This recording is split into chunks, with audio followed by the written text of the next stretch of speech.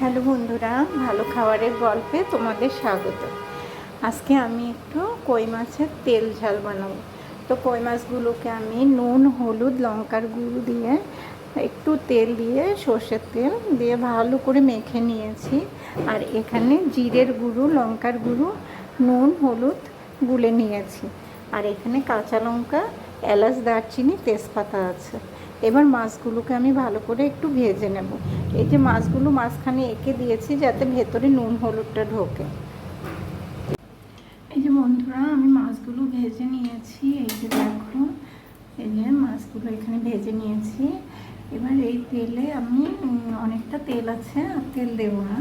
তো এখানে আমি এলাচ, দারচিনি, তেজপাতা, কাঁচা লঙ্কাটা দিয়ে, এই যে দেখো, এই যে মশলাটা আমি দিয়ে দেবো তেলে। এই যে আমার মশলাটা ভাজা হয়ে গেছে। এবার আমি জল দিয়ে দিচ্ছি, একটু জল দিয়ে এবার একটু ভালো করে নেড়ে এখানে আমি মাছগুলো দিয়ে দিচ্ছি। মাছগুলো একটু ভালো করে আমি কষিয়ে নেব। তারপরে তেল বেরোলে তারপরে এটাতে আমি যতটা জল দেওয়ার দেব। এই যে দেখো বন্ধুরা, আমার মাছটার থেকে তেল বেরিয়ে গেছে। এবার আমি জল দিয়ে দেব।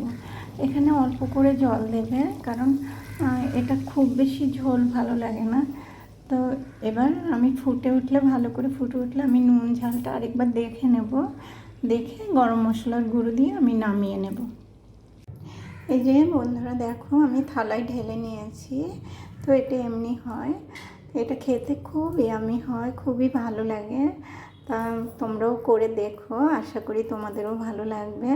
তো রেসিপিটা যদি ভালো লাগে, ফেসবুক থেকে দেখলে ফলো করো, আর ইউটিউব থেকে দেখলে সাবস্ক্রাইব করো। তোমরা ভালো থেকো বন্ধুরা। Thank you.